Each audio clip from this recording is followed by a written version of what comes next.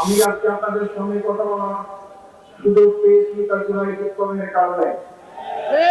আজকে যিনি প্রধানমন্ত্রী হয়েছেন জুলাই বিপ্লবের কারণে, আজকে যিনি স্বরাষ্ট্রমন্ত্রী হয়েছেন জুলাই বিপ্লবের কারণে, আজকে যারা বেশিরভাগ এমপি হয়েছেন জুলাই বিপ্লবের কারণে। যে জুলাই বিপ্লব আমাদের নতুন জীবন দান করলো, সেই জুলাই বিপ্লব অস্বীকার করা মানে এই নতুন জীবনকে অস্বীকার করা। সংগ্রামী বন্ধুগণ, 24শে জুলাই বিপ্লব একটি দলকে ক্ষমতাচ্যুত করে আরেকটি দলকে ক্ষমতায় বসানো ছিল না। জুলাই বিপ্লব ছিল পুরাতন ব্যবস্থাকে ছুঁড়ে ফেলে নতুন ব্যবস্থা কায়েম করা। জুলাই বিপ্লব ছিল একজন ব্যক্তির হাতে ক্ষমতা কুক্ষিত না করে জনগণের ক্ষমতা জনগণের কাছে ফিরিয়ে দেওয়া। আজকে গণভোট অস্বীকার করা মানে শুধু 70% মানুষের রায় অস্বীকার করা নয়, 70% রায় অস্বীকার করার মধ্য দিয়ে আবার তারা অন্যকে সেই ফেসিলিটি কায়দায় এক ব্যক্তির কাছে সমস্ত ক্ষমতা দিতে চায়। আমরা দীর্ঘ 16 বছরে এক ব্যক্তির ক্ষমতার শাসন দেখেছি। আমাদের হাজার হাজার ভাই থেকে জীবন দিতে হয়েছে। শুধু জামাত ইসলামের কেন্দ্রীয় 11 জন ব্যক্তিকে ফাঁসির কাছে ঝুলিয়ে বিনা থেকে হত্যা করা হয়েছে। এই জুলাই বিপ্লবের সূচনা হয়েছে রংপুর। এই রংপুরের সন্তান আমি। রংপুরের সন্তান এখানে আছেন আক্তার হোসেন, আবু সাইদ। রক্ত দিয়েছিল কি জন্য? ছিল ছাত্র নেতা ছিল। তারা তো চলে গেলে সে ক্ষমতায় আসবে আশা রক্ত দেয়নি, একটা পরিবর্তন চেয়েছিল।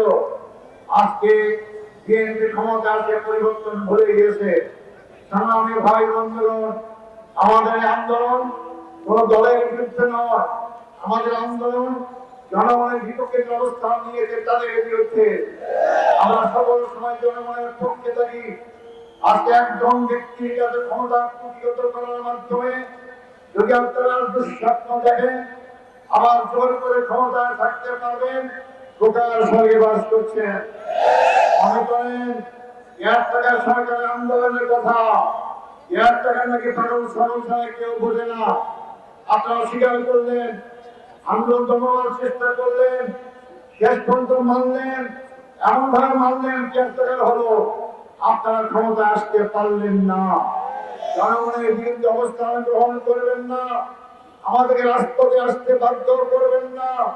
রাজপথের আন্দোলনের ফলাফল সরকারি দলের জন্য কোন অবস্থা হয়নি, কোন সময় হবে না। আমাদেরকে অত্যাচারে ভয় দেখাবেন না। সর্বদা পার করে আজকে সময় এসেছি। সময় থাকতে যদি দেশ ভোট জানাতে চান, গণভোটকে রায়কে মেনে নেন, কার্যকর করেন, জনগণ আপনাকে ভালোভাবে শ্রদ্ধা করবে। আর যদি অবজ্ঞা করেন, আপনারা সংখ্যাগরিষ্ঠের কারণে এই সংখ্যাগরিষ্ঠ কিভাবে হয়েছেন আপনারা ভালো করে জানেন। ভোটের ফলাফলে আপনারা ইঞ্জিনিয়ারিং করে আজকে ক্ষমতায় এসেছেন, জনগণও জানে।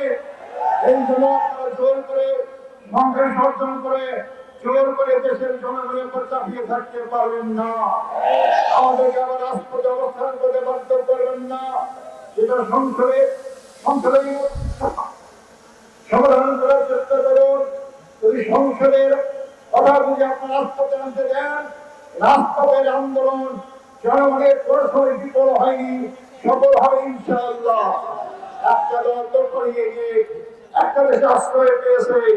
জানি না আপনারা সেই পরিস্থিতি সৃষ্টি করতে চান, আপনার জানি না।